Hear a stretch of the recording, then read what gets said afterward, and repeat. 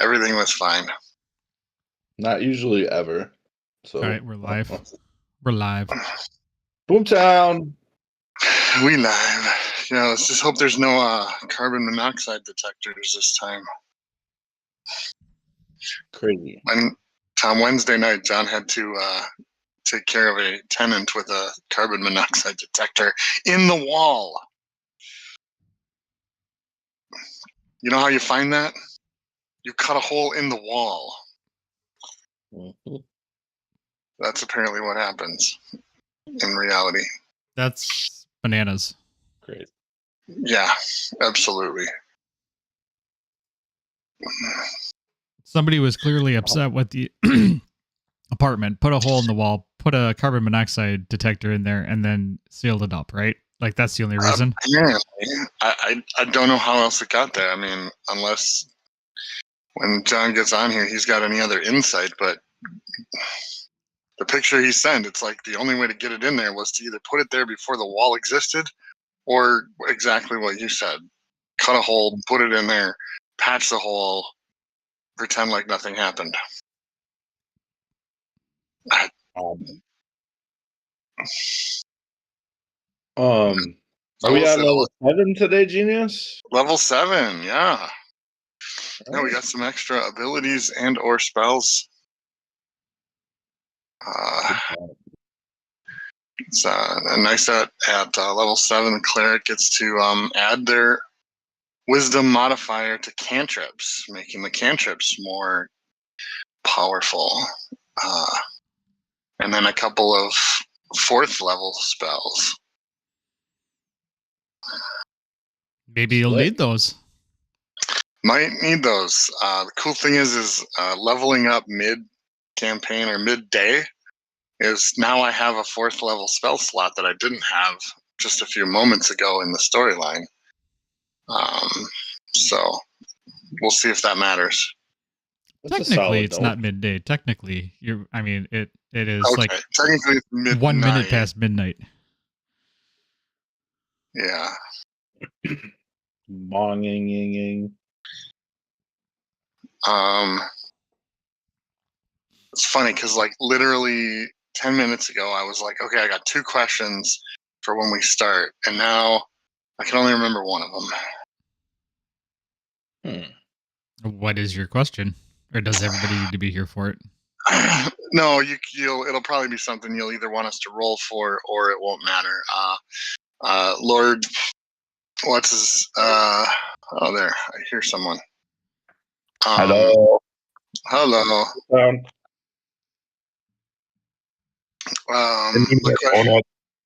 The question was, Lord Thorn had a knife to Lady Fairmont. Does anybody actually know this or see this, especially now that we're all outside? I did. You did? Okay. So you're at least aware. You just may or may not know where they went as we got outside. Yeah, I am. That would require a perception check, I think. Yeah, and then because I think I had a pretty good perception on the inside, but there were a lot of people between me and them, so I don't think they were close enough for me to see them before I got rolled outside. I can't think of what the other question was. Oh well, couldn't have been that important. It's only going to result in a TPK because we don't ask it. It'd be all Jeff's fault then. Yeah. I mean, that does seem fair. Unless I never admit that I thought of that question, whatever it may be. Yeah, I mean, we're live, so it's on the internet now. Everything lives forever on the internet. Forever. Yes, it does.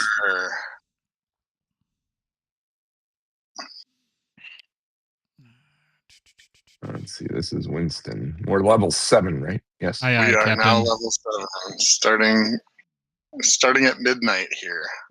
At midnight on level 7. 12:00.5. That's probably about accurate.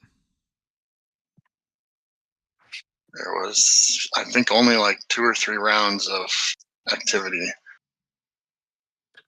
which a lot happened in those few seconds. You know, there was quite a bit going on.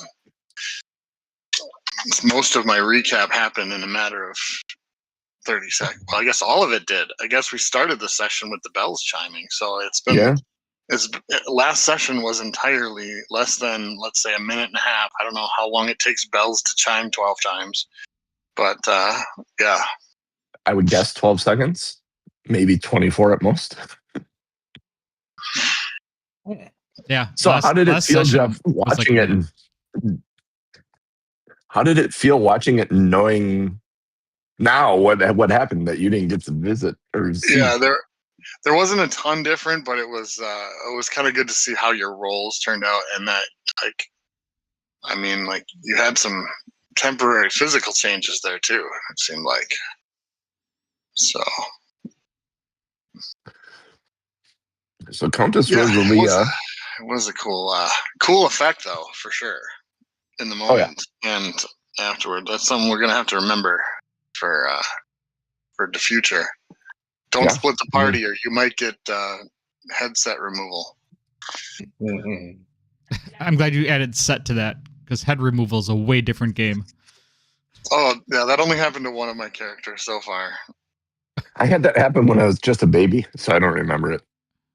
Just a baby. On that note, so many little things to talk about there. You've lost hands, genius. Apparently, you've lost heads. Yep. I mean, my character right now, my current character has a prosthetic foot. I'm trying to stay highbrow here. Why start now? I know it can only go downhill. Can it go downhill further? Oh, it can digress. It absolutely can. Absolutely. I have notes that I should meet Countess Rosalia under the clock tower, and then Marquise Hale marked our map with a place for us to meet him. Both of them said meet me tomorrow. Yeah. And then I was farting behind the couch. Look at this guy giving a recap. And dancing with Captain Roan, apparently.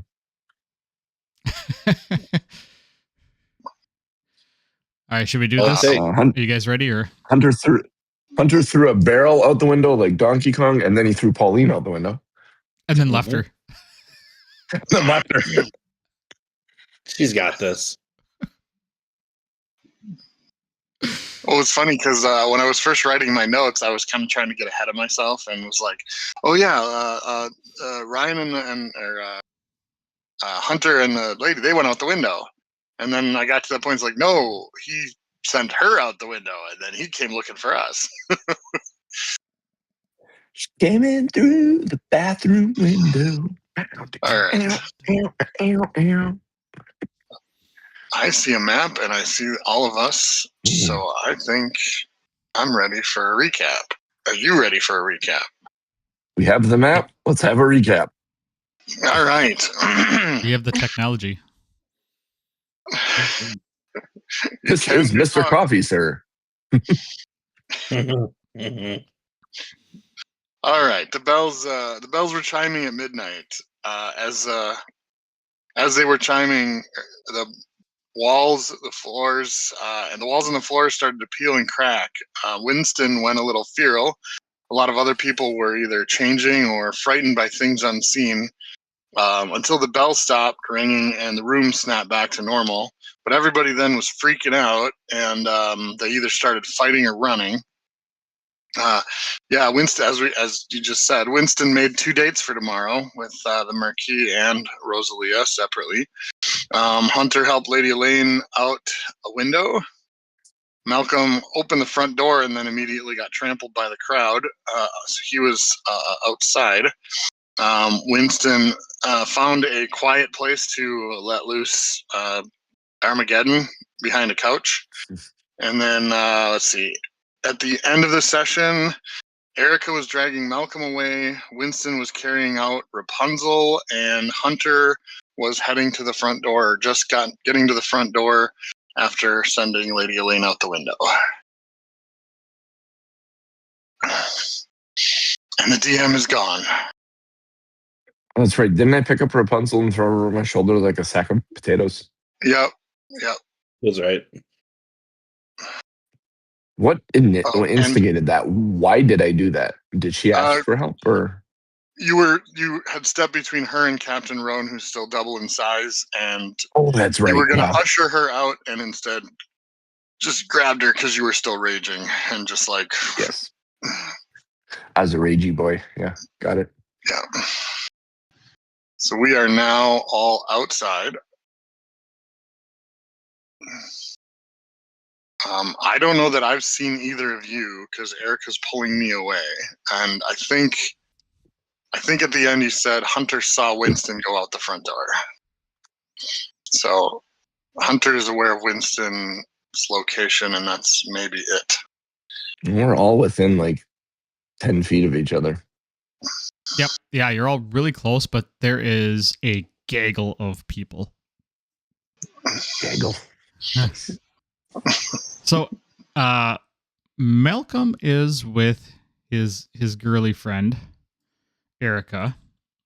Winston is right outside the door. Hunter is right inside the door. And there's literally, I can't even count the number of people in between you two, like 4 or 5 people in between you two. And right. Winston, just out of the corner of your eye, you do catch Malcolm. There's like a little gap in between Johnny and Gil there, to which you see the familiar cloak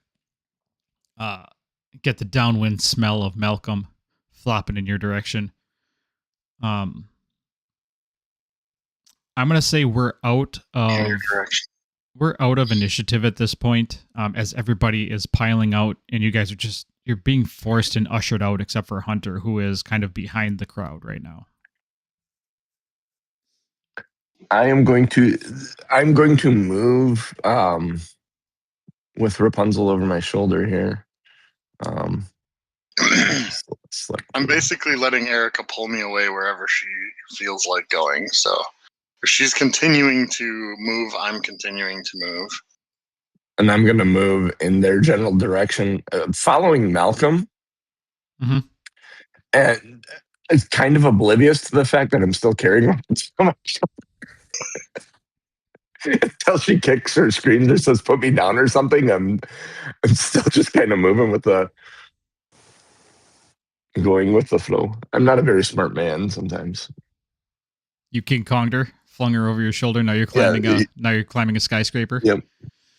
Exactly. All right.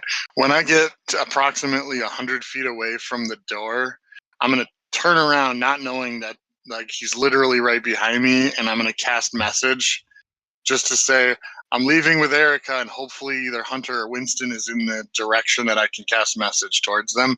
And if Winston is literally right behind me, it'll probably be like I'm yelling in his ear.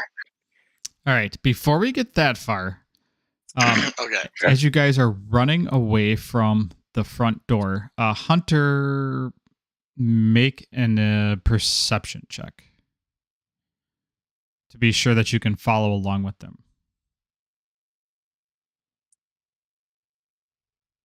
7. All right. So many people. Yeah. So right now, Malcolm, Winston, Erica, and who's on your shoulder? Rapunzel is on your shoulder. They are not visible to you as you run down the middle of.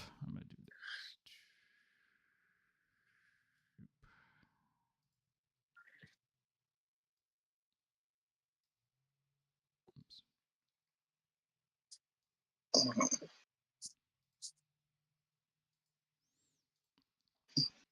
this. I disappeared. As you run down the middle, you don't see them at all. And everybody within 15 feet of you is nothing but fog. We're talking like you can't see anything. Like you have dark vision, and your dark vision essentially just kind of cuts. It doesn't cut off, but it goes from like the 15 feet in front of you to just barely anything. The sound around you is very muffled as people who leave your view, the sound kind of dissipates, echoes, and it's a really weird effect where they're around you, but they're not really around you. But it also sounds like the sound is going away. It's almost like an echoey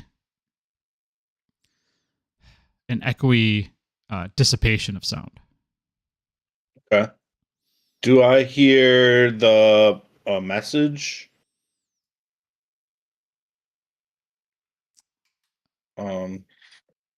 Dr. Malcolm's message? You don't catch his message. Yeah, I probably pointed it right into Winston's face, and that's probably as far as it went. All right, so you guys run. Malcolm and Winston, you guys run. You said 100 feet out, so that's going to put you. I'm going to pull up the actual outdoor map. Outdoor map. Were you going to put all the people on it? No, God, no. What? Not moving 100 people? What is this? What was the yellow ring for? I don't remember. Did somebody add that? That was just where we were okay. as a party. Gotcha. All right. So you guys running 100 feet out is going to put you, let's say, right about here. Yeah.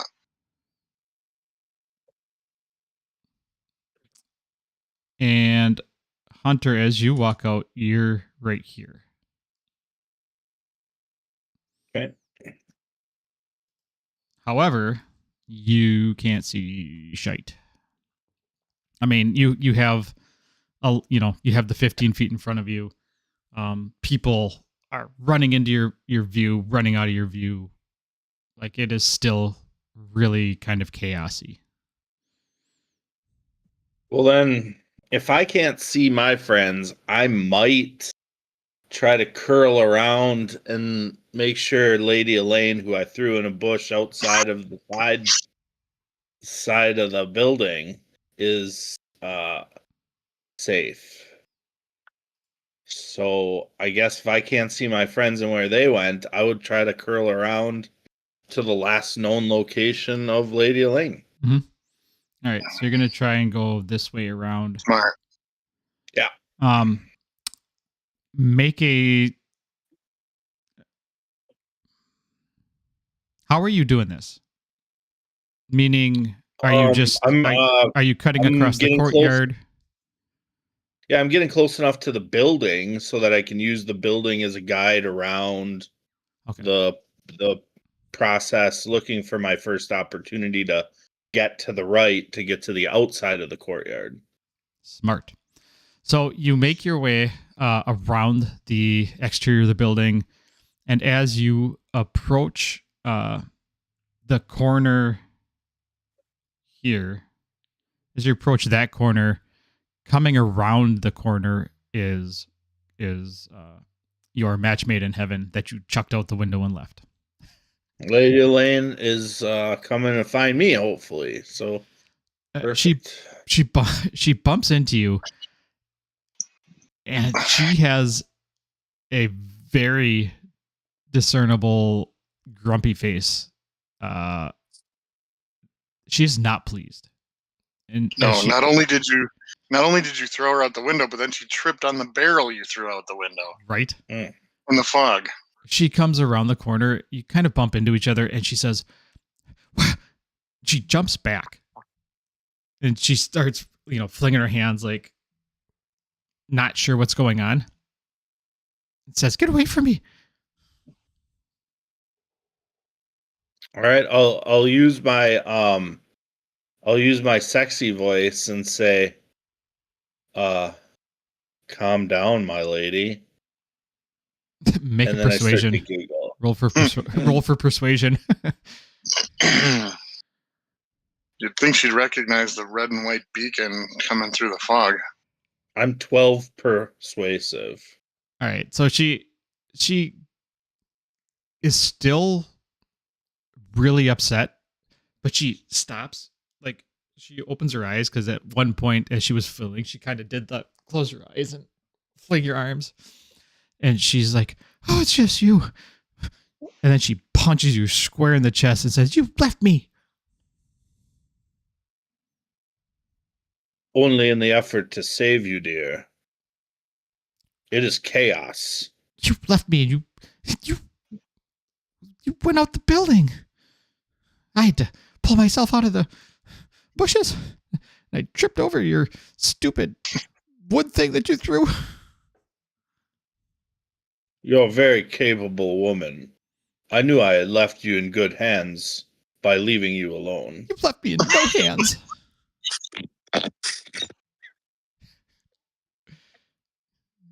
She punches you in the chest again, starts walking towards the courtyard.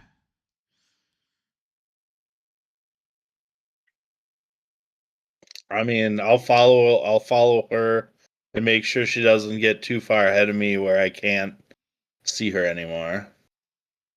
All right. So she goes up to the fountain and she stops and she starts looking around.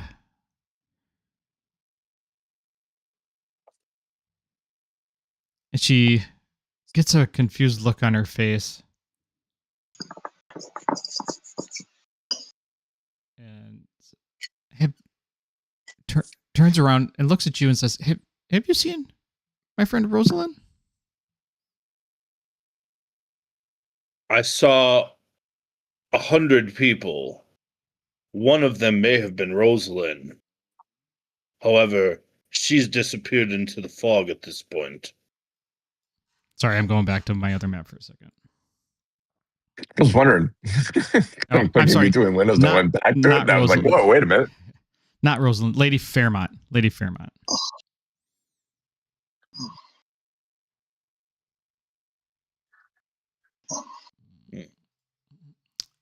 She's looking for her friend, Lady Fairmont. You don't know this, Hunter, but she is gone with Lord Thorne.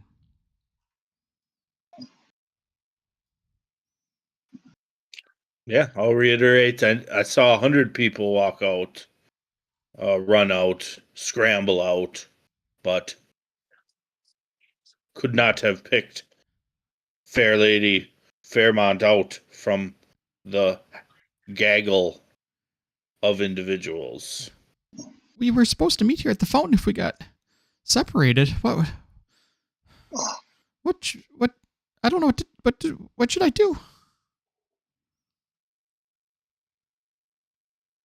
You should stick close to me, fair lady. I will manage you appropriately. Manage? She gives you kind of a side eye.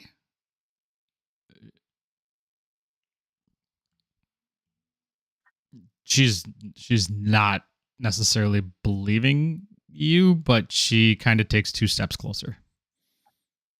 Yes, I will keep you safe. But we have to get out of here. Where should we go? She finally takes a look around. Oh, so foggy.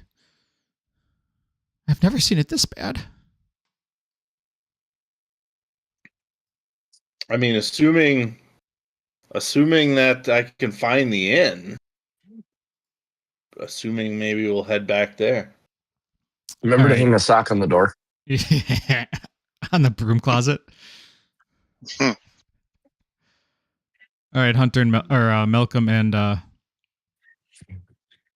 what are you guys up to? All right, yeah. So I turn around and I basically yell a message right into your face. Like, I'm whispering it, but you're hearing it as if it's like, you know, the music just stopped in the middle of the club, and I was trying to talk to you, and all of a sudden it's just me yelling. It's the scene in the back of the car on How I Met Your Mother. How I Met Your Mother. Yep. There's some great music tonight. I was going with the "I'm peeing my pants" when the music stops. When they're yeah. Loud noises. When did you take up ventriloquism? And so I'll It's try impressive. to pull Erica to a stop when I realize Winston is right behind us. I still have Rapunzel over my shoulder like a sack of potatoes. Yeah, I'm staring at the back end of someone over your shoulder going, who's that? Oh, sorry, my dear. Put her down. You're safe now. You don't have to worry about the big scary man. And I love it. she Put her safe is in the middle of a foggy courtyard. She's clinging to your safe. arm. Yeah. Don't worry. You can stick with us. What happened? You're missing a companion. What happened to Hunter? I don't know. Honestly, last I saw him, I was farting behind the sofa. Oh, it was the weirdest thing. She lets go of your arm. Don't worry, dear. That was back in there. I've wiped since then. Yeah, she takes a step away. Did you hear the 13th chime of the clock? It was a little flatulent. Yeah. She says, "Thank you for getting me out of there. I've got to go." And she runs off. Runs blindly into the fog, Yep. smacks right into the building. She runs this way. To a telephone pole or a light stand. Like she gets all of like 2 feet. Oh, Mel Brooks, I love you so much. Yep. That is absolutely a Mel Brooks movie. Mm-hmm. Yeah, so she takes off into the fog. You gonna let her go? Yeah. I She just saved her gone. from the big scary man. Yeah, she gone. Not really. She's like 4 feet away. I'm laying on the ground. I just can't see her in this fog. There was that dong of her running into whatever it was, and then it was just like the resonating. Oh, it must pipe be hit. Must be 1 o'clock already. I just heard the chime.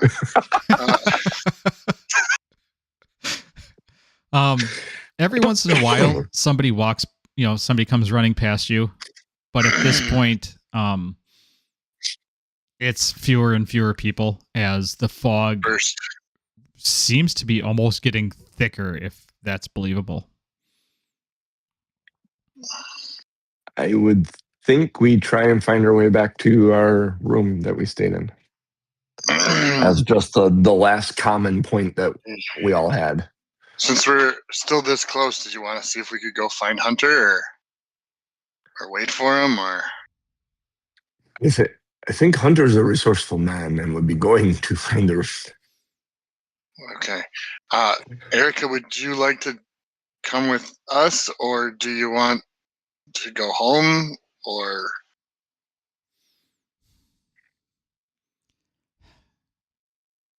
She looks great question. Scared. I don't know where she lives, so I have no idea. Yeah.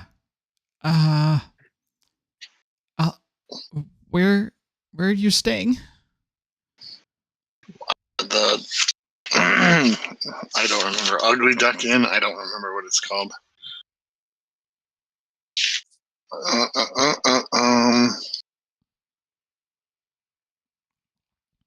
That's funny. I don't remember either. I assumed you wrote it down.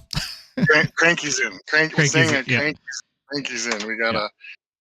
We got a budget room at Cranky's Inn. Oh, that's quite ironic. That's where I'm staying. Most excellent. I came into town for this. I'm here. I guess she has a better room than us. Probably. Apparently now I might have a better room. She planned for this. She better have a better room. We were flying by the seat of our pants. Yeah, she got a much better room. All right. If you guys are going to go back, I need you to make a... let's go with a survival. I'll need everybody to make a survival. I would like to propose that, if I'm correct on which character I'm playing, I have lost what I was trying to find. right. Yeah. I feel like I have a map skill of some kind, if that's part of this check. Where is that?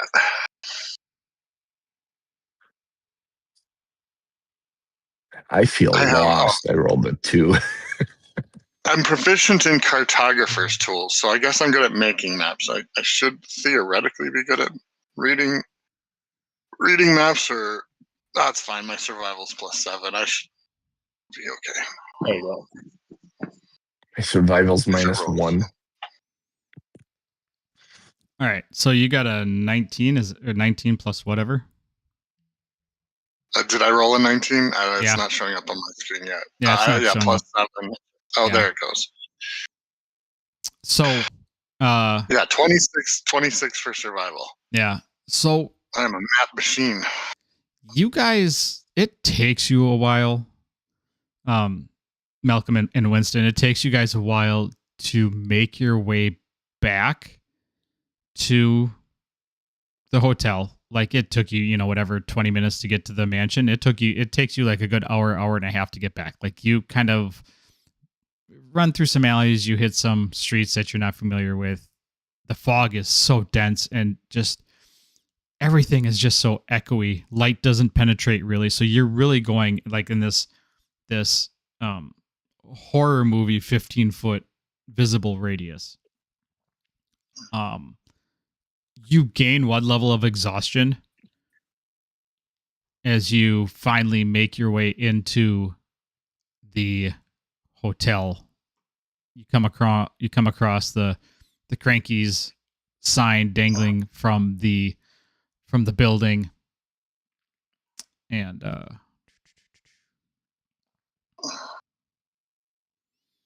It's like that driving in a snowstorm on the freeway where you can only see so much, and you kind of have to trust that you're going the right way. yeah. And by the time you're done driving, your knuckles hurt from holding the steering wheel, and your eyes are. Yeah, I know. I've been there. All right. Holy cow. Exhaustion is much cooler in 2024. They changed it? Yeah. So Oh my exhaustion levels, your condition is cumulative. Each time you receive it, you gain 1 exhaustion level. D20 tests affected. When you make a D20 test, the roll is reduced by 2 times your exhaustion level. So anytime you're rolling a D20 for anything, Oh. it's reduced by 2 times your exhaustion level. Your speed is also reduced by the number of feet equal to 5 times your exhaustion level. So for every exhaustion level you have, you move 5 feet slower. And then you can remove 1 level when you finish a long rest. You can have up to 6 levels of it. Well, that was exhausting. It's much simpler to know, and it's just 2 things you got to remember. -2 to your D20 rolls for each exhaustion level, and -5 feet of movement for each exhaustion level. That's it. Done and done. Simple. Nice. So you guys have a level of exhaustion. You are at Great. the hotel.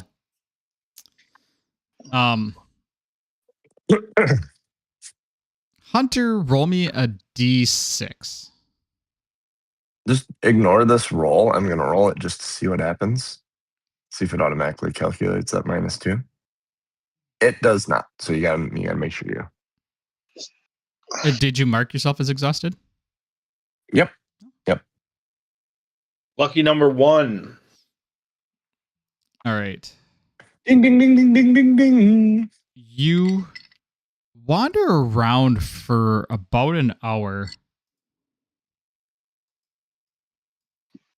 And after some time, you find yourself. I found in the middle of the courtyard. You find yourself standing in front of a dilapidated cathedral.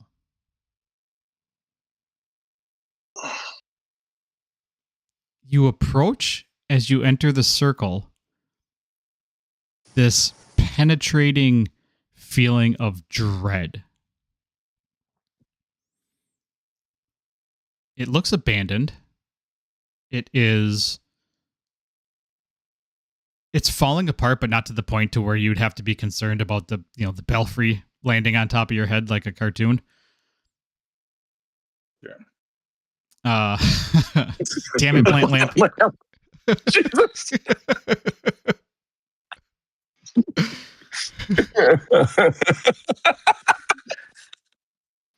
I was trying to come up with a show title of it. I think that just wrote itself.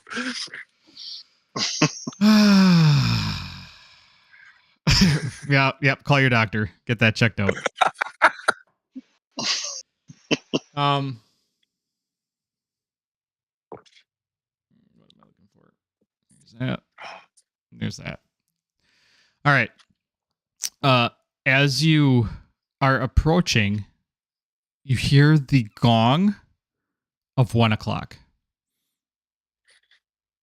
So you've spent an hour to get to this point. And as the chime rings, the reverberation of the bell gives you flickers. Like 1 millisecond, you're standing in front of the cathedral. Another millisecond, you are in this foyer of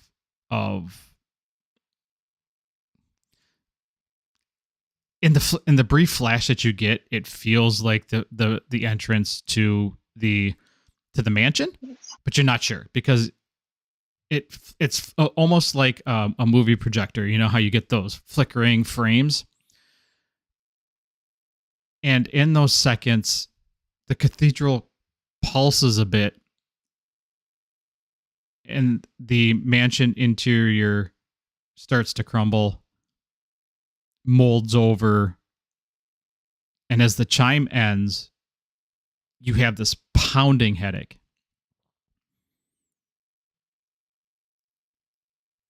And the cathedral still stands there.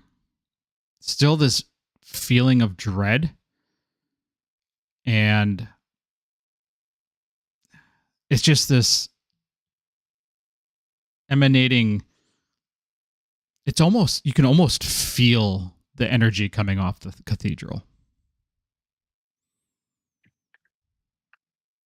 I'll need you to roll me. Go ahead. No, I was just gonna say. Sounds like I have a headache, but is Lady Elaine still by me? Yeah, if she was, she was going to be following you. Following you, occasionally just hitting you. Still. I mean, 15 feet. You guys are fine. Okay. She's scared. She's visibly scared. You take a look at her and make a perception check. Man, you'd think Lady Elaine would know her own city better than that. 14. With a 14, you notice that her once green eyes, one is now red and the other is blue. And she may have that's not right. Did she? You have to choose one of them to swallow. She might have grown an inch. Like, she might have gotten a little taller. So heels. But that doesn't seem right. Right? That's not right. Maybe it is. But is it?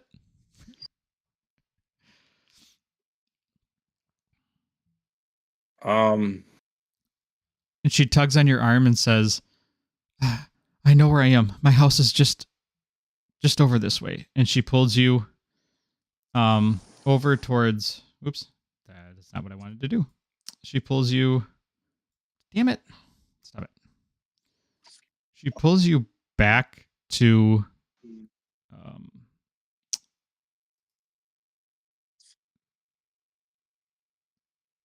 this corner right down here. And you make it there with no problems.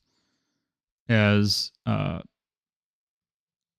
she stops by her front door. She says, This is where I live. Thank you for making sure I made it back safely. It makes up for you throwing me out the window. She gives you kind of a scowl smile. I quickly ask if she believes she'll be safe or if she needs an escort this evening. I should be safe. My father is home. I should be okay. We're safe inside. Oh, your dad's home? Okay, I'll see you later. And then, Dad's home. I'm out. I do want to make a mental note, though, the where the cathedral is, because I do want to make sure I relay the story of that event to my team. All right. Make another survival check. I'm assuming you're going to try and head back to the hotel. I guess it is a 4. All right. Roll me another d6.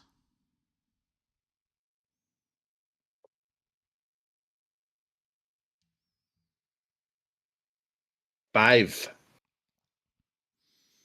As you are wandering around town, you find yourself after a couple minutes in let's do this. You find yourself rounding this corner, heading down, as a couple of the Cabal agents that you've noticed in the mansion at the party, the ones that were with Rosalia, they are coming around the corner this way. So they're just rounded the corner and they're coming towards you. Like they're within 15 feet. And I can see them now, or I hear them? Well, you see them because you don't see anything past 15 feet. They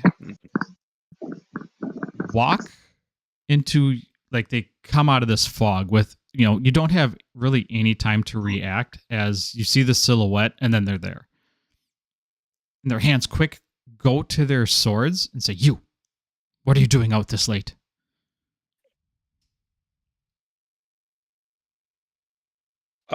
Returning from the ball, good sirs. I happen to have lost my way back to Cranky. They give you the stink eye. "You've lost your way, have you?" It was my role as a man to escort a fair lady home back to her father. Make a persuasion check. Roll for persuasion.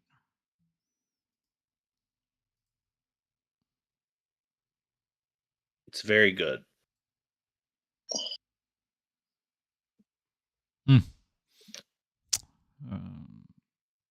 I could persuade them to offer their daughters up for fellatio if I wanted to. I mean, do you want to?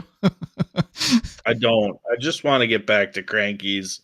I felt like I was day drunk and now like trying to figure out where I'm headed home. This whole dad thing, just feeling really disappointed about the way this night wrapped up. So, Well, they take their hands off their swords. "Well, you do need to be careful. This fog is very thick. Do you need any help?" I mean, the assistance you could provide is simply to point me in the direction where I should be headed, good sirs. "Why, certainly. We can definitely do that." And he turns around and he points into the fog. Go. Better than what I had before. Yep. So he points pretty much straight east, probably a little southeast, and says, "Just stay on the main road. If you walk down this way, you'll get to the You'll get to the mansion, walk through the courtyard, and he gives you an explanation on how to get back. So basically what he says is walk down the road this way, and then when you get outside the mansion, take a right, and then you'll go down the steps, and then you'll just have to follow this all the way across, like basically a straight line. I can't imagine your face as you walk past the fountain you started at. For the third time. Perfect. I lost my face a little bit in it. Like, wow, guys, I think we're walking in circles. Zoinks. As you walk away, you hear them grumble, stupid fucking visitors, always getting lost. They grumble as they walk into the fog. He's not wrong. No, he is not wrong. It does take you a while to get back the fog. You do take a couple accidental twists and turns. You will also end up with a level of exhaustion as you finally reach the hotel. At this point, Malcolm and Winston, what have you done? Because it's you obviously got to the hotel before Hunter. Malcolm would have escorted Lady Erica to her room and let her you let her decide whether or not I was sleeping in the basement. Yeah, she thanks you for your service. She says thank you for getting me home safely, and she kind of tilts her cheek in your direction. I mean, I'm going for it. All right, so you kiss her on the cheek. She blushes a little bit, and then she goes into the room and shuts the door. That's a good start. I'm exhausted anyway. Yep.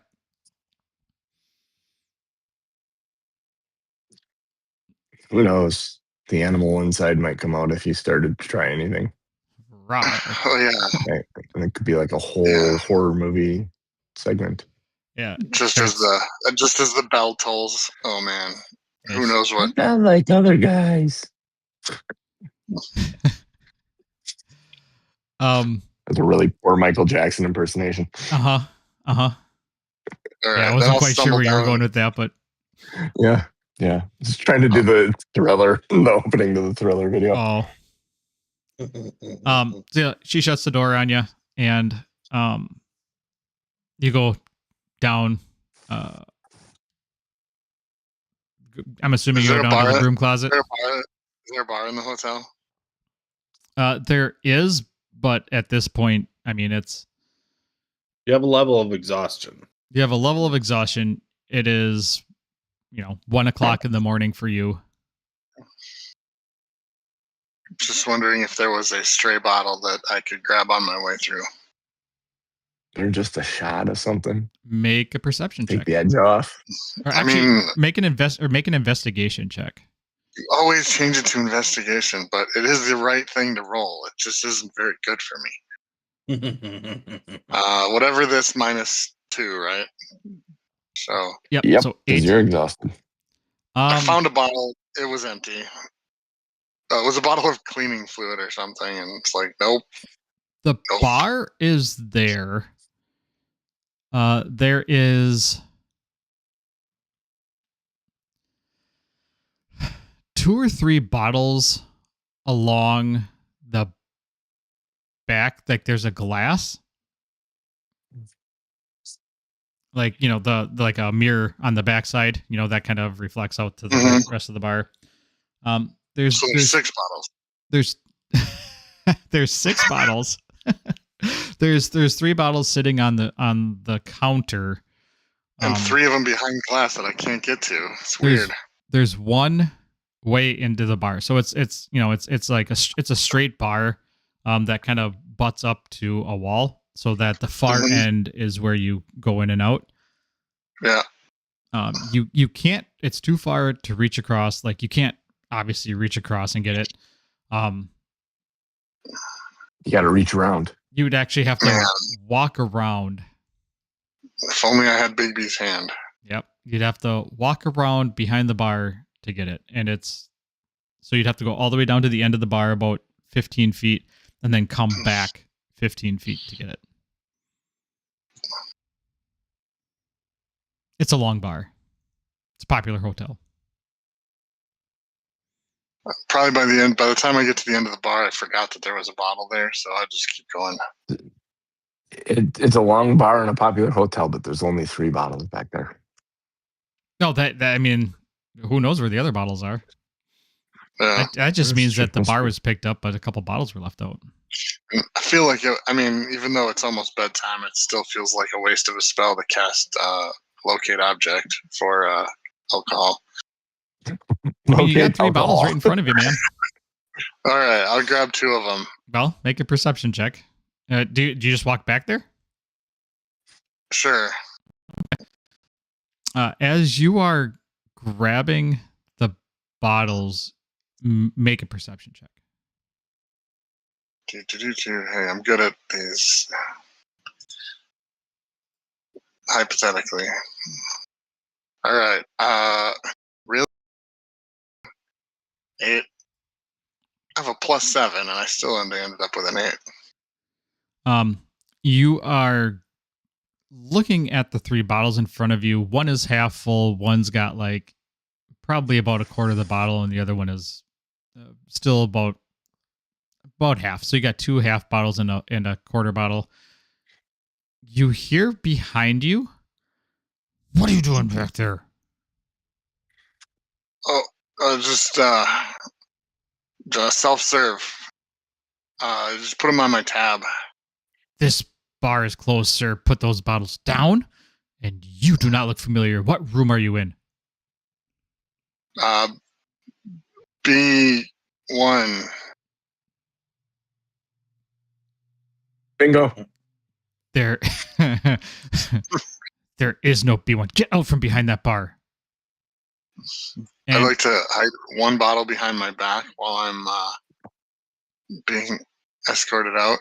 Make a sleight of hand and roll a 6. Roll a D6. All right, sleight of hand. So -2 on that is 16. And a D6. It's 3. Okay.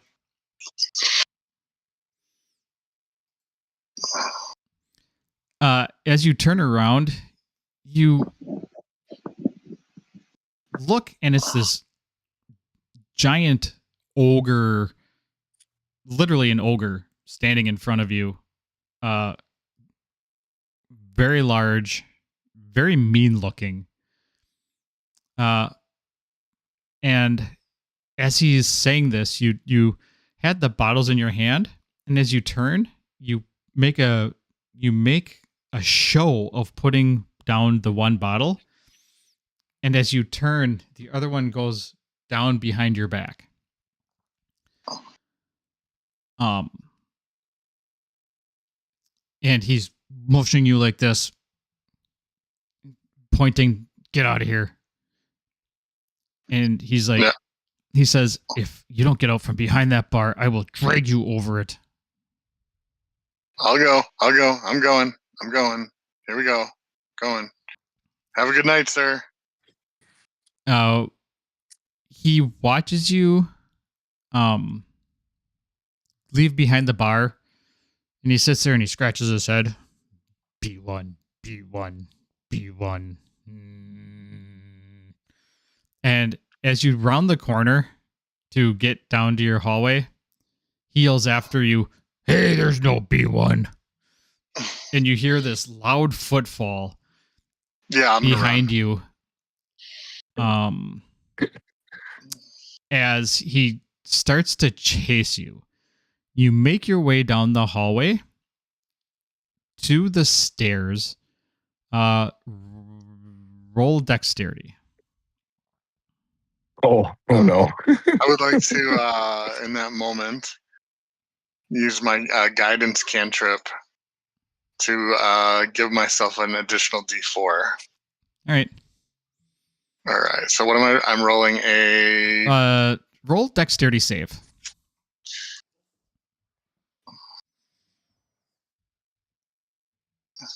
It looks not terrible. So it's this plus a D4 minus 2. Here's the D4. Hopefully it's at least a 2. It is a 2, so it cancels that out. So what did I get, a 10? I didn't see what it was. All right. So you look behind you as you don't see him 11. yet. He's a slow lumbering ogre. And you make it to the doorway, to the steps to go down into the basement. And you fling open the door, and as you're looking behind you and you're pulling the door shut behind you, you fall down the stairs.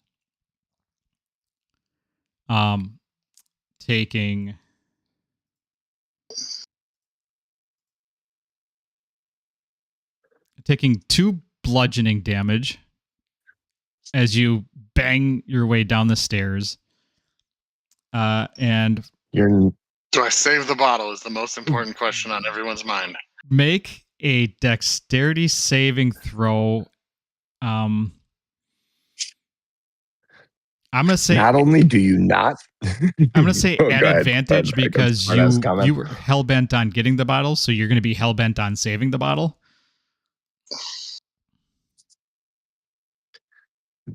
Not only does he not save the bottle, he gets knocked unconscious and wakes up with a spike through his ears and hanging from a wall. Yeah, right. So 12 minus 2. Exhaustion sucks, by the way, but 12 minus 2 is 10. Uh-huh. The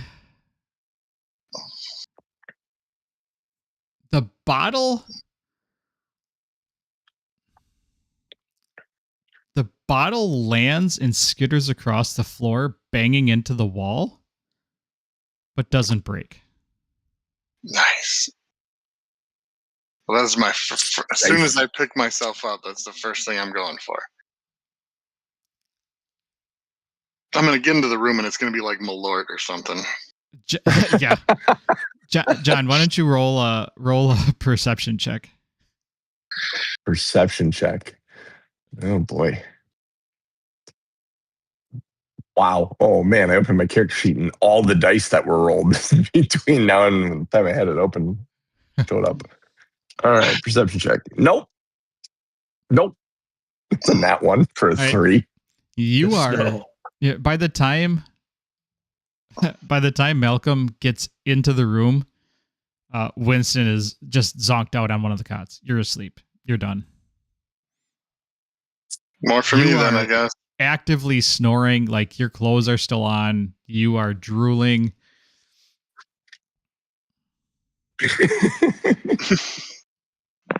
You have no idea how you're going to fall asleep next to the chainsaw that is me snoring. Yeah, I'm going to chug whatever's in the bottle and hope it's enough to pass out. On the plus side, it's Malort and you throw up. On the plus side, Malcolm, with the 3 that you rolled, you actually grabbed the half full bottle, and it's a nicer port. It's a very nice port. Ooh, nice. Ooh, you got lucky.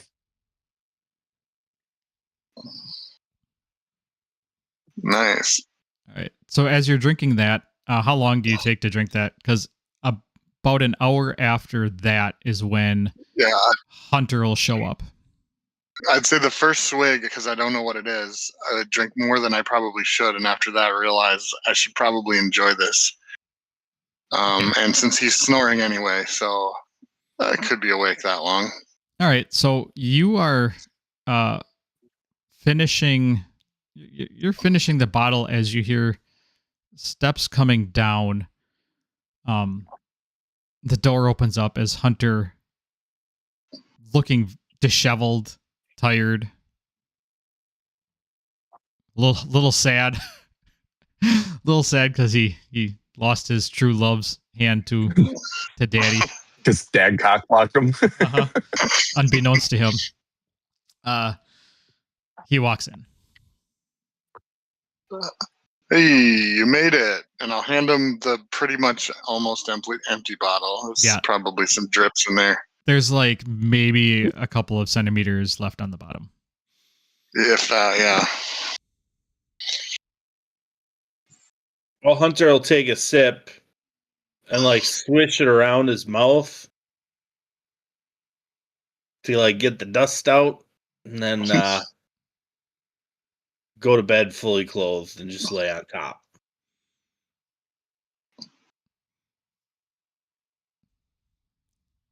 Malcolm, are you gonna? Yeah, I'm not, but judging by his attitude coming through the room, I don't even want to know what happened, because it's not gonna make him any happier to tell the story. So I will just I will attempt to go to sleep, and if I can't sleep over the dueling chainsaws, I will go find a mattress in the hallway or one in the other storeroom or wherever the rest of those beds were. All right. I need all. Okay, so you guys go to bed. I mean, Winston is he's got 6 chainsaws and a polar bear chasing him. That he is just going to town on those logs. But you do manage with the alcohol to fall asleep, Malcolm, and then Hunter. You know you're exhausted as well. You fall asleep. I need all 3 of you to. Can you roll? Can you flip a coin in this? You could just do evens or odds. Yeah, roll a d4.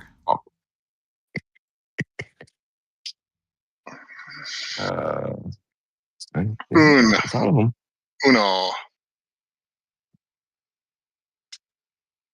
2. D4. Oops. That dice was cool as it disappeared. 1.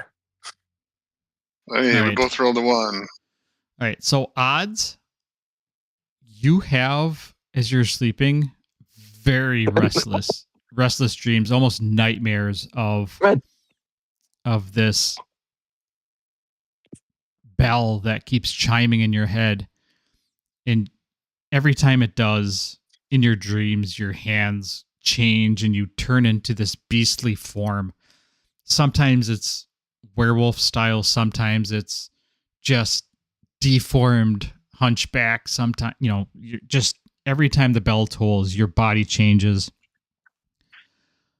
You take a full night's rest, so you get all your shit back, but you keep your level of exhaustion. Hunter, you sleep the dreams of beautiful women, delicious alcohol. You take the full night's rest like you normally would, and I believe that your level of exhaustion goes away. That it would. That's delightful. So Oh, Well, that's you guys, cool. while you guys are like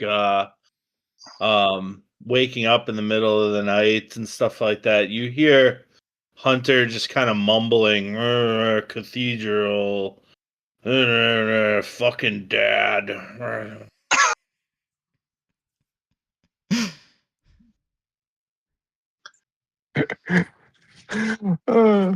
Cathedral?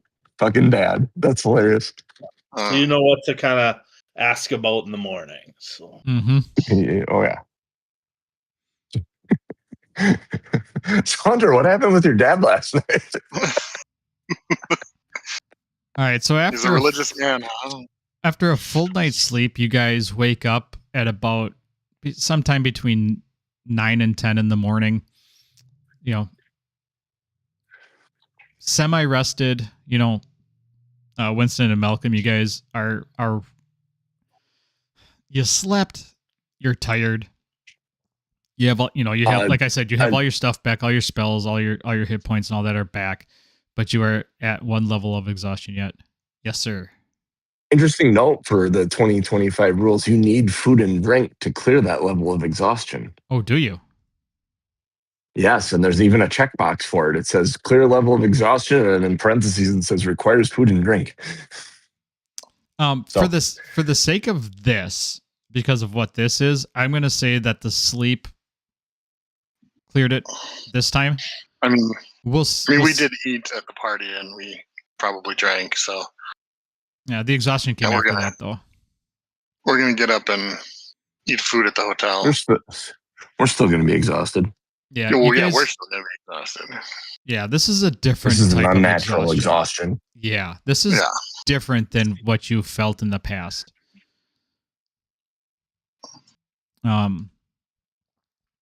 So you wake up to somebody banging around in the giant cellar area.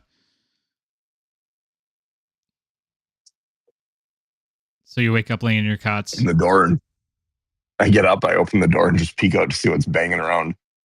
What do I see out there? You see a giant ogre collecting a couple barrels of something. As he grabs them, close the door and push it back. Yep. As he starts to turn around, you close the door and you hear this clunk, clunk, clunk, clunk, clunk, as he goes up the stairs, slams the door. And you can hear him actually walking down the hallway because he's that loud. It's an ogre. Looks like he works here.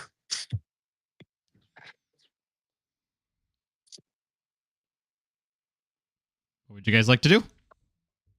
It's a beautiful, fresh, brand new day. Kind of. Beautiful brush. Yeah, brush. I said brush. You heard me. Brush. I'm good with the words, like brush. I'm just checking my spells here, see if I want to change anything out. I think we're good. I'd ask Hunter about his father and the cathedral. What happened at the cathedral with his father? Oh, no. You got it all wrong. There's the beautiful Lady Elaine.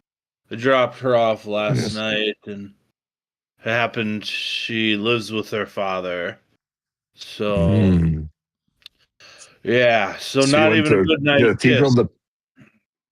You went to the cathedral to pray for your sins? Well, as I was walking through the fog with her, we stopped outside a cathedral, and I just got some bad vibes from it. But in addition, it seemed to be flickering in and out of it felt almost like a dream where I was looking at it and suddenly I was not in the same spot. I suggest we take a look. There's something there that I just want to make sure that everything's safe for Lady Elaine. So, just wanting to recap. We're here because someone brought us here, not of our own free will. And I'm not sure that we're under any contract right now. And I'm not sure what the rewards are if we were to succeed at our task, whatever that may be. Do you guys have any insight in what our motivations are right now here in this town? My primary motivation, personally, when the clock struck midnight last night, I got all sorts of creepy, flickery visions, much like what our friend Hunter here is describing about this cathedral, but it was with my body and my fingers elongating and my getting very monstrous, and not in my typical way where I just get angry, but in a way where I became something that wasn't myself. Slightly concerned about that because I had many visions of that in my sleep last night as well. And I'm starting to think that maybe this place is having an effect on me. So getting out of here would be a good idea. But I do also know that the Countess Rosalia said that I should meet her under the clock tower today, along with the Marquis Hale saying that he has marked on our map where we should meet him today. These sides clearly are not aligned with each other, and we should possibly play them against each other to free ourselves of this situation. I am thinking. Did your invitations include your party, or is this a personal invitation? Like, should we be accompanying you? You most certainly should be accompanying me. If nothing else, you are my servants. And then I do an exaggerated wink. Yeah, we're each looking in different directions, and when you say that, we look at you like, wait, and then you wink, and it's like, okay, gotcha. Servants. For the sake of this, Hunter and Malcolm, you would assume that, like, with the white veil, that you would be invited because you had that full conversation. It's the one with the Crimson Cabal that you would be questioning. Yeah, because we talked to the Marquis. We just weren't there when the invitation was made, but we made a contact. But yeah. Like, so what did Rosalia want from you?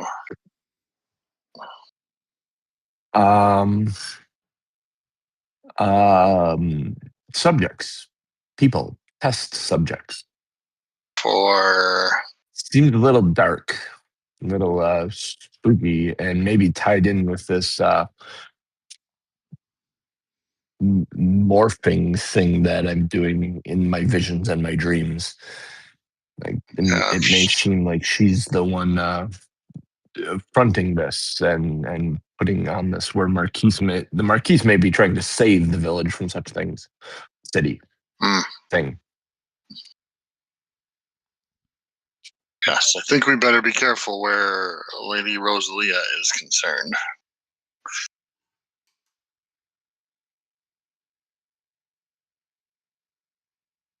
So do we go see the Marquis first?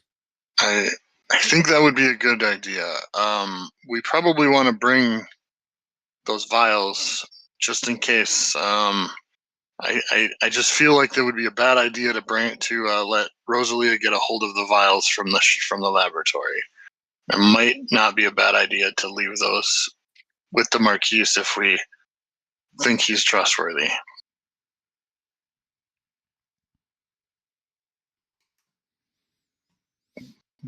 We gave him the paperwork, didn't we? We gave him the paperwork. Yep. Yeah. So he's had a good, maybe 8 hours to study them while we slept. We have what? We have 7 of the funky one and 1 of the golden one of those potions. I think one of them cracked, right? So I think it might be one less. So let's see. 8 unbroken, 1 of them black and gold. 1 of them black and gold.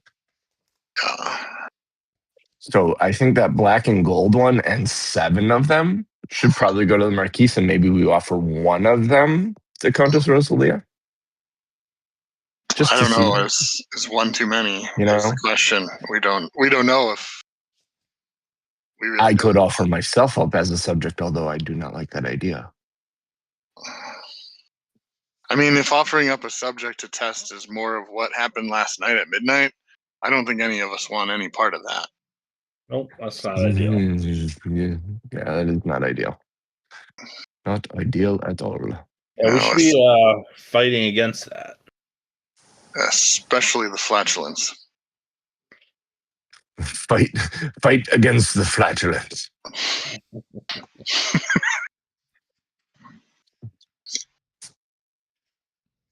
All right. I just feel like I didn't get enough sleep last night, but that's neither here nor there. We're just gonna have to suck it up and deal.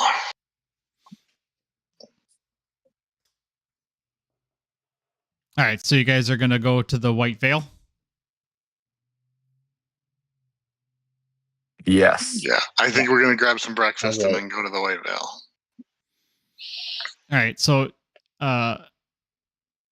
Winston, you peek your head out the door again and you don't see anything, you don't hear anything. So you make your way up the stairs and all three of you pop out of the basement. Nobody's around. The smell of fresh breakfast is in the air, leading you to the front of the hotel, the lobby area, to where off to the right is essentially a breakfast area where they have, a serve yourself breakfast. They have, make your own pancakes and bacon and some nice biscuits, hot coffee.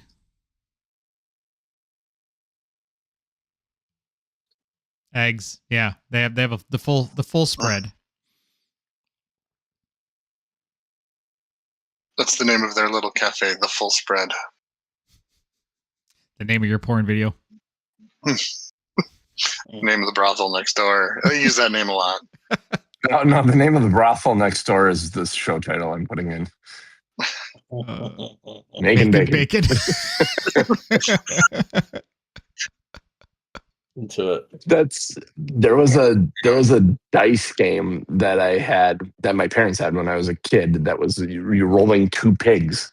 We have that. And depending on how they laid down or were laying, and there was a making bacon when one was mounting the other one. And I didn't understand what it was as a kid when we were playing, but I thought it was hilarious. And now looking back on it as an adult, it's even funnier. Mm-hmm. Yeah, we have that game. Funny.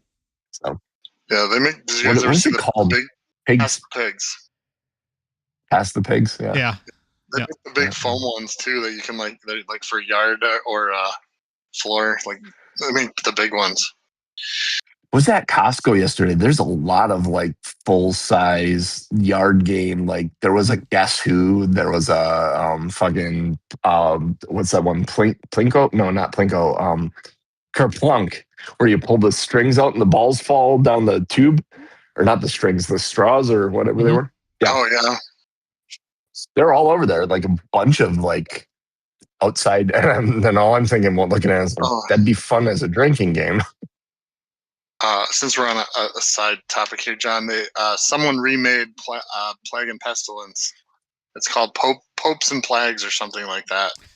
It may be a little different, but it's. I saw it on I think Gnome Games website or email or something. Just wanted to let you know it exists as a thing, Yeah, and I'll probably be picking it up at some point. Yeah. Okay, that's just okay. Cool. Sidebar over. So you guys go have breakfast, sit down. I mean, you guys fill your plates. It's pretty empty. I mean, at this point, it's everybody's had breakfast already. So you guys are there's still quite a bit of food left, but you guys are, let's be honest, you guys are taking the rest. Knowing you three, you have 2-3 plates apiece, and you're just like, after the last day you've had, you were starving. That thick biscuit gravy. Mm-hmm. Mm-hmm. Mm-hmm. Mm-hmm. Oh, now I want biscuit gravy. I know, right? I now I want an actual like egg and bacon. And, yeah. So you guys finish. Jeff, it's an enhanced version. Sorry. Of Popes and Plagues is an enhanced version of it. There's more stuff with the Inquisition, and they've added more game mechanics. I definitely want to try that. Anyways, continue. Sorry, I got excited. Well, if you get it, if I can get it before Memorial Day. I was gonna say, if you get it, we can play it on. Yeah. All right. So as you're sitting there with breakfast, there's enough tables to where you pull out the map and you set it down and you look over the map, and the White Veil Sanctum isn't that far from where you guys are at. So you guys are.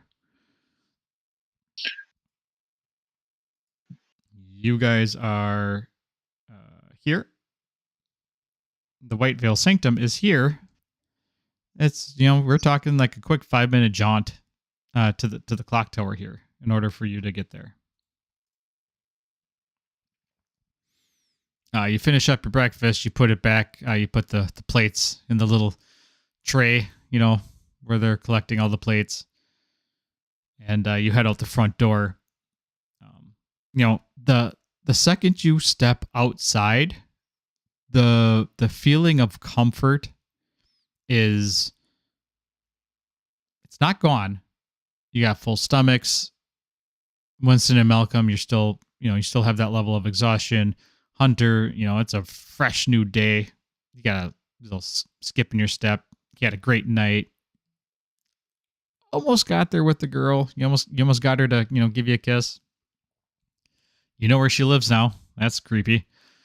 But the fog, the fog is still there. Whereas yesterday it was around your ankles. Today, even though it is relatively sunny out, the fog is still rolling around and it's calf high. It's actually higher today than it was yesterday. Day fog. This fog seems a little unnatural, doesn't it, guys? Yeah. Absolutely. So you hang a left outside the door, just glancing at the map. You take a look up, and the clock tower it's tall. It's stands above the rest of the town. You make your way west, go up the stairs. Yep, follow that, and then there's almost like the Philadelphia steps in front of you. With the Rocky statue at the top, all those steps going up. At the top of those steps, at the top of those steps is a giant cylindrical building that has almost like the Big Ben, where it has a clock face on each side.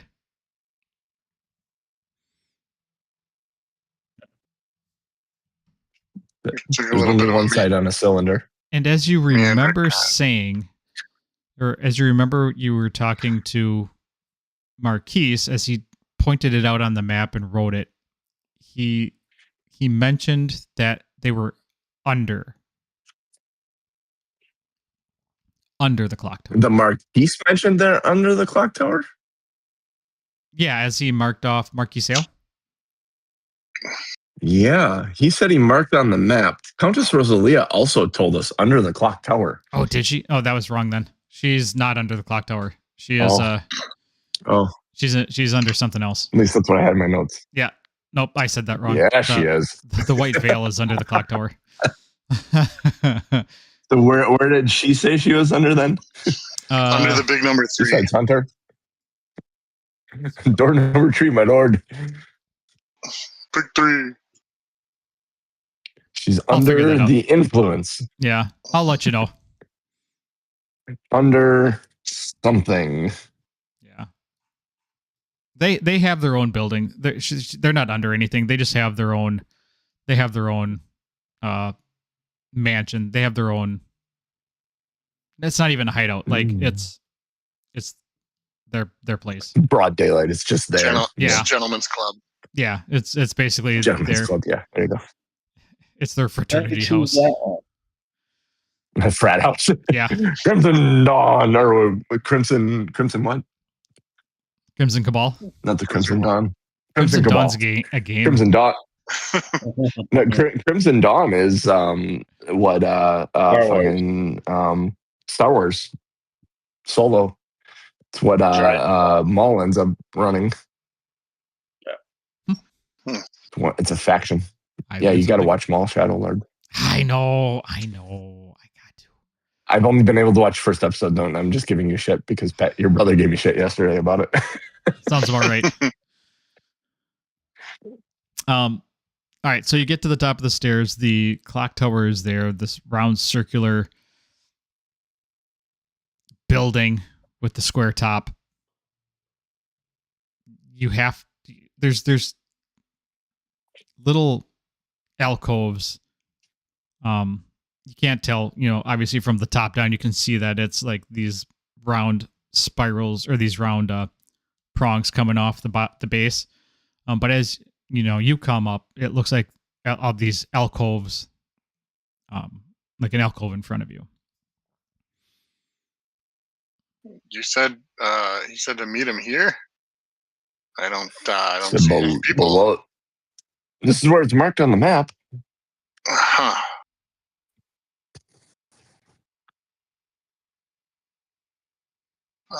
Let's give her a walk around. Should we not?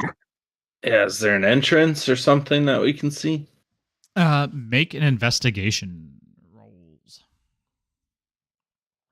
He always does investigation.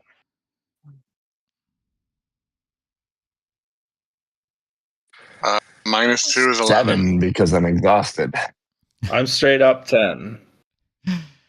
You guys wander around for a while, and you're kind of peeking in these alcoves. As you peek into the last one, like it is literally the last one. You guys started out here, and you started walking around this way, and you're peeking in all these different alcoves, and you're looking, and there's no real doors, that you can really find. And as you come back around, you find I lean against the wall and I'm like, oh shit. And I lean my head back against the wall and just bump something. You come around to this door here. Like on this side here, there would have been, this side here, there would have been like a main entrance to the clock tower for like, visitors, the visitor center. But upon, sticking your head in, there was only up and there was only around. Like there was nothing that went down. So you made your way back around here, and there you notice against the wall, the wall is flat minus a knob. Not really a circular knob, but this, yeah, it's got a knob on it. It's like a square. We gotta polish it. Not so tall, but it does look pretty dull. Around. Like this square block attached to the wall. Like a Minecraft doorknob. I don't know. I don't play Minecraft. It's all blocks.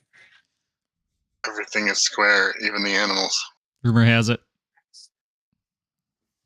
Is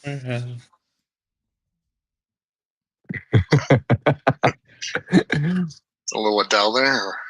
Yeah. Yeah. Okay. Right. There's a knob there. You should give it a turn. I'll turn the knob. All right. Yeah. You go up. It's not very. It's not very difficult. You put your hand on it, and it turns easily enough to the right, and you give it 2 full turns. Water comes pouring down on your head. Yeah, right. You hear like a catch release, and it goes clunk, and it pushes in. The knob pushes into the actual door. It pushes in a little bit and slides off to the side. And there's stairs going downstairs. Ooh. Feels very Elder Scrolls-ish. That was it. All right. Descent into madness. Winston, perhaps you first, since you were introduced to the market. Yeah, that seems fair. I start walking. All right, so you go down the steps, and it takes an abrupt right, and there's a heavy iron door that's slightly ajar. You able to push Was it it open? a door or a jar? No, it's slightly ajar. It was only a pint jar. It's a pint jar. A pint comes in pints. And push it open. I'm gonna mute you. Is it dark down here? Is there like torchlight, or is it? It's light. There's some torches. There's some lights. Is it dark? Or are there fireflies in this jar? Yeah, there's jars on the wall with fireflies in it. Some of them are dead. Some of them are alive. You There's a monkey holding a torch in one of them. Yeah. You step through the heavy iron door and you find yourselves descending a narrow spiral stair into a hushed chamber lit by guttering candles. The smell of antique paper, bitter herbs, and acrid chemicals assaults your senses. Tall oak bookshelves loom in the dim light, packed with leather-bound tomes and jars of odd reagents. In the center, a cluster of work tables supports bubbling alembics and coiled glass tubing, their liquids glinting in tinctures of sickly green and pale violet. Every so often, the floor trembles ever so slightly. Overhead, the muffled grind of the clock tower's gears and a distant tick serve as a constant reminder of time's march towards midnight. Shadows dance along the stone walls that are lined with faded medical charts and scrolls of arcane sigils. In one corner, partitioned by a threadbare curtain, is a threadbare curtain. And we'll go to the map. Yay! It's the map. Guys, last time we were in a place like this, we got jumped by a bunch of crazy shit. Be on the ready. And there's pee on the floor, and We threw a guy in a vat of acid. A lot of crazy stuff happened.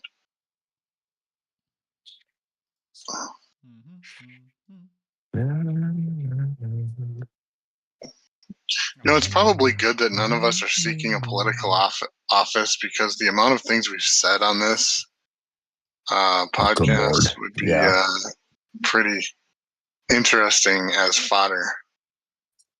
Yeah. Even Lady Elaine's fodder. I see what you did there. Lady Fairmont. She's not dead yet. She escaped. Or did she? Dun, dun, dun. Nope, she didn't. She's not here.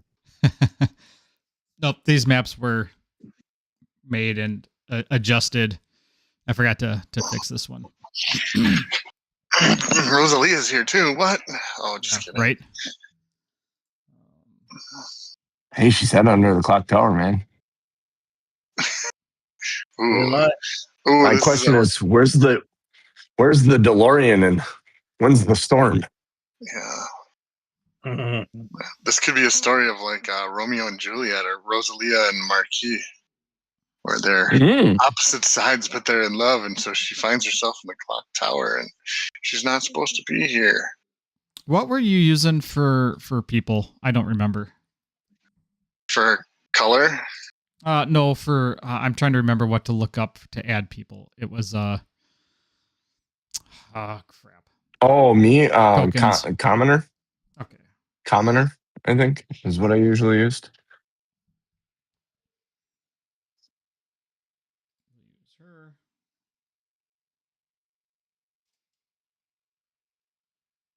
Oh shit! No, sorry, Ryan. I made you pink. I want to be pink. I think you're purple is what we had you as, or blue. Right? Yeah, purple. Okay, there we go.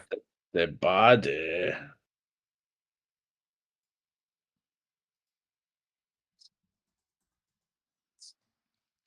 All right, there we go. Jane and Judy. All right, as you guys open up the door, let's see here. Winston, you were first, right? It was Winston, and then who? Yep. Probably me. I think I would let have I think one good Max fighter on would either handle side of me. Yeah, and keep our healer safe. I've been doing a great job of that, by the way. I think Hunter's probably done more healing than I have. All right, you guys walk in. Cleric? I'm the cleric. And Marquise is sitting on the couch And he glances Nursing a over hangover. as the guards quickly turn towards you on either side and reach for their swords as Marquise jumps up and says, wait. They're safe. They're good. Gentlemen. I was hoping I would see you today. And he approaches you and greets each of you, shaking your hands, pumping your hand furiously, like, go. Shakes your hand. I go for the like forearm clasp. Tom, can you make that motion again real quick? Yeah, that's the one. For those, that's a handshake. Lean into it, Bowie. Lean into it. That's what we call a handshake. I disagree. We call it the Dutch handshake. Taking something. The Dutch handshake. Pleased to meet you. Yes, you are. Emphasis on the meat. Meteorologist. Behind him are these two women as they kind of approach. They were a bit concerned at first, but as they see Marquise rush over and greet you, they break out in smiles. And he says, thank you. Come. Welcome.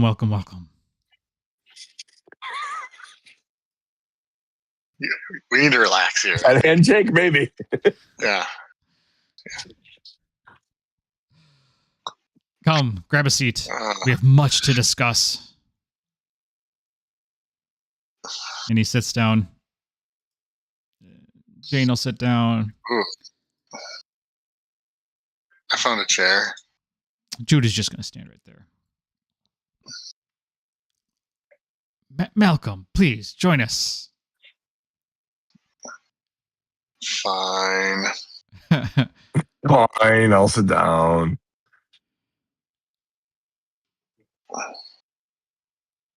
So, I must apologize for the abrupt exit last night. Things got a little dicey. What happened to you last night? Can you tell me, did anything weird happen? This place, says Winston.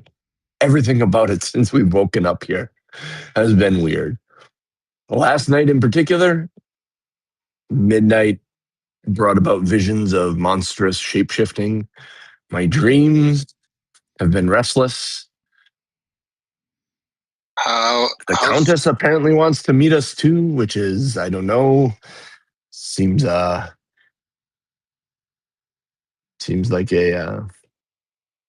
like you guys are vying for our attention. He perks up when you says the Countess, and a look of concern crosses his face. I've got some very honest companions this campaign.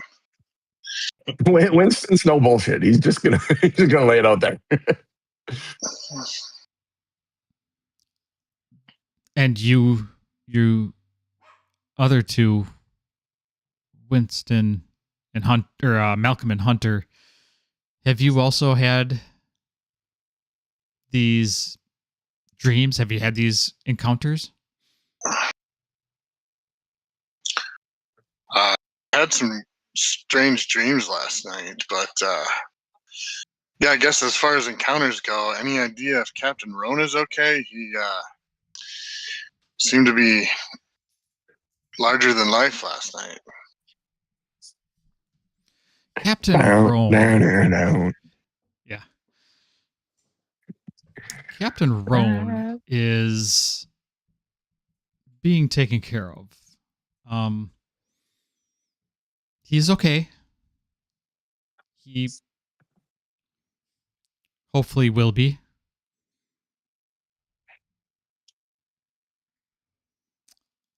The Countess. And he just shakes his head. And you hear him mutter, Varos's experiments have gone too far. They're getting stronger. The Countess, what did she say to you exactly?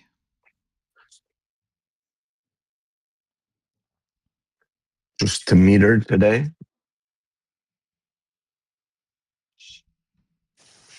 Are you familiar? At their mansion. Okay. Yes. They are out in the open. They're very brazen.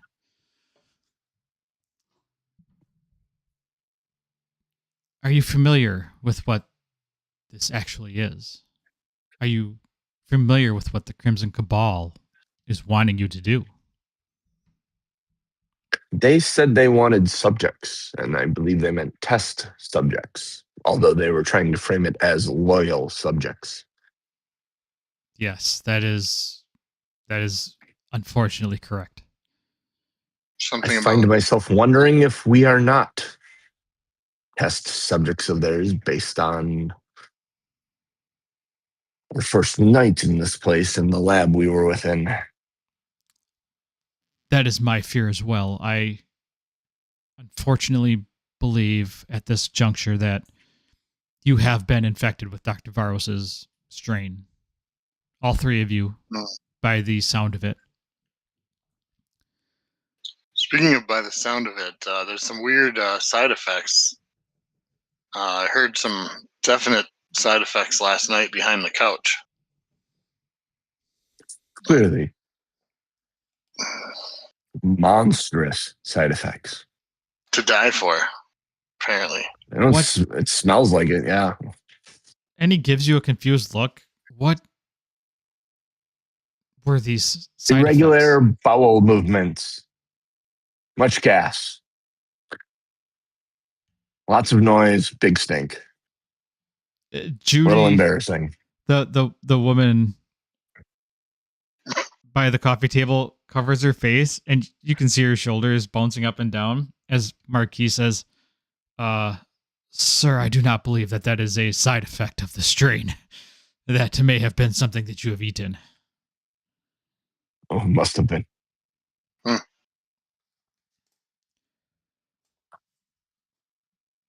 I'll ask the Marquis if there's anything.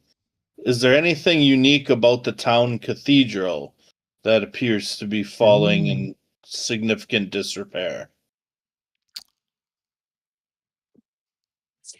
It is a belief of ours that there is something with this tolling of the bell from the cathedral. Professor Mortimer would have more information. He has had some ideas about what is causing this. I would probably seek him out. He has a place at the university here in town. He has some interesting theories about this. I don't know what the cathedral and the bell would have to do with the strain at all. All I know is Dr. Varos has been experimenting, and the Crimson Cabal has been a willing participant in his experiments. Does this happen every midnight? Or was that a one-time thing? It is becoming more and more common and has been happening at midnight the last several nights. Yes. At first, it was just every once in a while. And now as the bell frequency increases, the intensity has also increased. There are people who have gone missing throughout town. We fear that they've either been taken or they have been killed. The White Veil, any gestures, he sighs. We want this to end. We want to save our city. We are doing everything in our power to reverse this and find a cure. Speaking of which, were you able to make anything from the notes that we gave you at the ball? Yes. We are still missing some key details, but and he actually reaches across and sitting, you didn't notice it before, but sitting on the coffee table in front where was the papers, he lifts them up and says, this is damning evidence against the Crimson Cabal and against Dr. Varos for what he has done. This is proof that what we've been saying and trying to fix is a reality. And he puts the papers down. But we're missing a lot of details. We're missing his chemical notes. We're missing his formulas. If we could figure this out, we could possibly reverse and come up with a serum or some kind of inoculation to heal everyone. Now, when you say formula, do you mean like a written out formula, or do you mean an actual like vial of liquid? Whatever we could, we would be happy with whatever we could get our hands on at this point. We've been experimenting. We've been doing things here on our own. But if we could get our hands on his exact formulae, that would make everything, as I'm sure you are aware, much easier.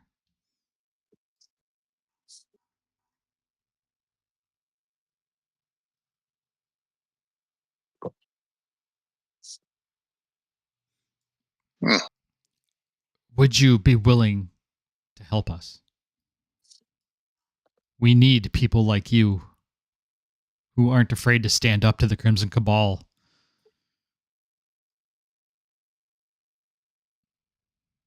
I'm in. Well, it seems like the alternative is much worse, but besides getting this to stop, is there any other incentive for us to take care of this or assist with this? Incentive? Do you need any more incentive other than to cure yourself? Well, I mean, we have been sleeping in a basement, so some, nicer accommodations would just be help with the dreams and the nightmares potentially.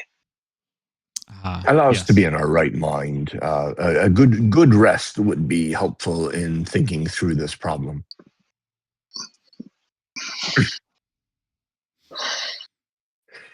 That and possibly a good word with Lady Elaine's father. And I nod in Hunter's direction. I do not know of this man, but we can maybe make some accommodations. As far as a place to sleep and lay your head, I think I have just the place. Follow me. And he says, Cranky's in. Oh, shit. Yeah. Have you heard of Cranky's Inn? It's a delightful broom closet. And he leads you off to the east here. We'll do this.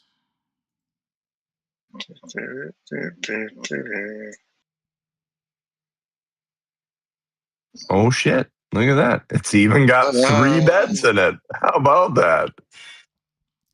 And he leads you in and kind of opens up there's a little doorway here. It's a side curtain. You can tell that it's mainly been used as a hospital area, like a treating patients area. But currently there's nobody being treated. You should find this place to be comforting. Everything you need. Come and go as you please. You've clearly found your way in. We leave mints on the pillows. That's better than the little rat chocolates we found on our pillows last night. Can Can I smoke in here? Oh. No. Oh, This is a purely no smoking area. Any gestures behind him, especially since we have this, and you can see the table behind him is full of like beakers and vials and bubbling stuff. Explosives. oh. Highly flammable liquids. Mm-hmm. And now that I have your agreement, we could probably get started right away. And that's where we're going to leave it for today. Get Yeah. okay. Well, hey, we went through more than 60 seconds this episode. Yeah. Yeah. Never had 60 seconds taken 2 hours before. Or an hour and a Right? half. That was good times, though. All right. But the funny thing is we were gone in 60 seconds. Boy. Sadly, there was no Eleanor at the ball. I know you had to force that Nicolas Cage in here somewhere. Uh-huh. As Plant Lamp says, lasted longer than I normally do. Yep.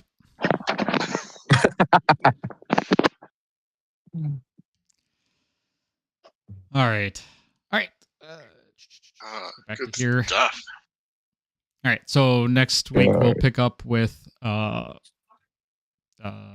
basically being in the White Veil and looking at the alchemical stuff, assuming you guys are agreeable to helping. I mean, he's already making the assumption that you guys are going to be setting up shop. You're going to be setting up camp in his actual hideout. So, Yep. Oh, boy. We have full trust. Yeah, I think next week is good. I want to say the week after that is Mother's Day. I don't know if anybody has issues with.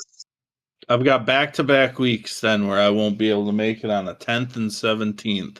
The Okay. 10th is Mother's Day, and the 17th I'll be in Madison because for my son's birthday, he got tickets to a Good Kid concert on Saturday night. So I'm we'll sorry, be a in what? Madison. Okay. Good Kid. It's a band that kind of techno pop. And so he's really Okay. excited about that. It'll be his first concert in Madison. So Ooh. So we're doing the 3rd and then taking 2 weeks off. Yep. Pick up on and that's Memorial Day weekend, the Yep. 24th. Oh, wow. We're that- there already. We're yep. that's still okay for me. Cool. Yep. Same. It's good for now. We'll see. Yep. I'll make it work. If I end up north, I'll see if I can make it work. But Cool. the hopes is that I'll be here playing Plagues and Popes or whatever it is on Friday night. Yeah. Yeah. Yes. Absolutely. All right, you got show titles? Oh yeah, show titles. We got show titles today. I was actually submitting show titles today as well. So Yeah, I there's saw some that. fun ones. We have a lot. Head removal is a loaded comment. Left in good hands by leaving you alone. Gaggles and fair ladies. Like the music stopped in the middle of the club. Carry like a sack of potatoes, just as lumpy. Must be 1 a.m. There's the chime. Standing in front of a dilapidated cathedral. Put that one in too, right? I didn't know how to spell it the way Tom said it. Yeah. I do dread being penetrated. Dad's home. Have a nice night. Ravage me, Malcolm. Bottles of liquor, better move quicker. I cast locate alcohol. Don't do this in Wisconsin. Everything glows. Deformed hunchback dreams. The Cathedral of Bad Vibes. Making bacon. You know where she lives now. That's creepy. If the knob is dull, polish it. Vigorous handshakes. And perhaps a letter of recommendation to Elaine's dad. That's great. do like this one. I do like this one. And then Vigorous Handshakes is that's a great title. It feels like a homemade or a professionally made show title. Oh my goodness, look at that. Yeah, there's like 2 runaways here. Big tie. If you're in chat, go here. Nope. Go here. More. Are there there. more Click on that link to vultures? vote.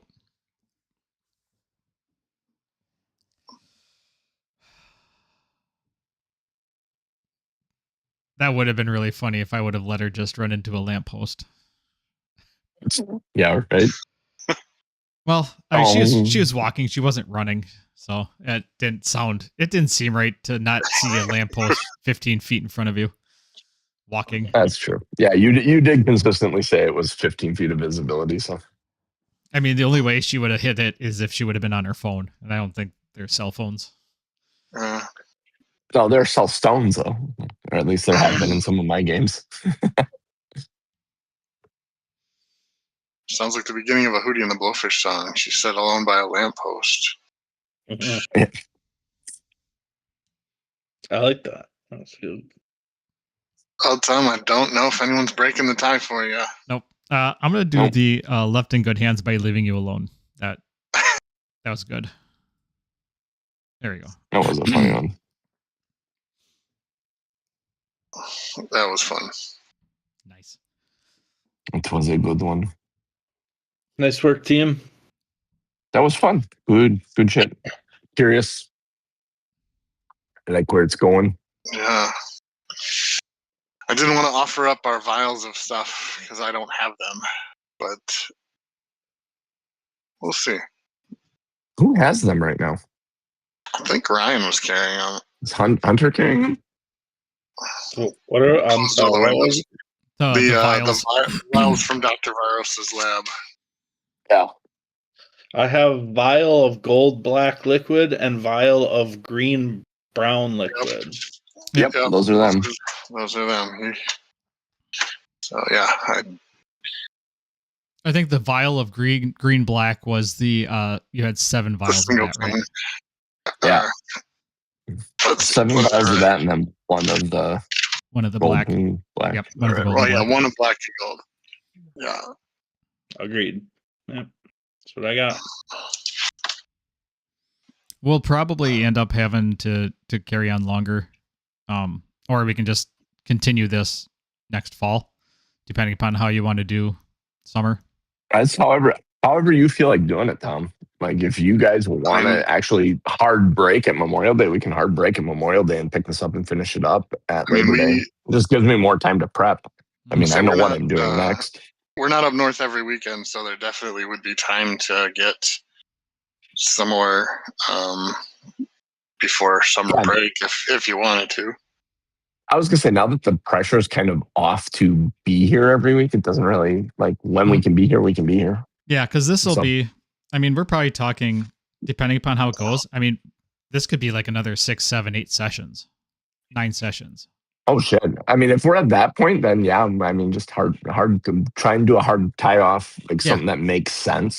Mm-hmm. Like a nice, good cliffhanger for, hell, we could probably even do it just the next session. If you can find a good spot to tie it off at the end of this next session and then just let it go until after Labor Day. As soon as Rosalia introduces herself, I could cast Fireball and shorten this down to maybe 3 sessions. Well, that's what you think. Yeah, that's the thing. Yeah. I don't know if taking care of that actually takes care of the problem or if it just... Until we die in the fire and our bodies all stand up as these monstrous things and then the adventure continues in a fucking alternated world where there's hallucinogens all over the place. Yeah. Yeah, we can talk about it next week if we do. I mean, we could always do next week and then call it and then come back in fall. Or if you guys are actually all available on the holiday weekend, you know, we could do maybe a longer session on that Sunday, a little bit longer session, and then tie it up there. Yeah. Sounds like I might be available for that too. You let us know what's good for you and for the story. Like if there's a good point to cut it off, I mean, figure that out. Memorial Day's early this week. There'll still be a couple weeks of school yet for me to deal with. So I won't. I mean, should be around for me anyway. Yeah. Okay. Yeah. We'll just continue until we'll just see what happens until I have a good, hard, solid cut, or we'll just go until school's done and you go up north. Yeah. Sounds good, guys. I'm gonna hold on to a potty break, so I'm gonna run. Same. All right. Well, Clench Have a those great cheeks. Uh-huh. Yeah. That is I went accurate. before we started this time. You're very smart. You're very smart. Well, it's tough. I don't always do that. Don't always do that, man. Getting through 2 hours sometimes when you're drinking coffee is. Well, it's tough when it starts out like 30 minutes before your end. You're like,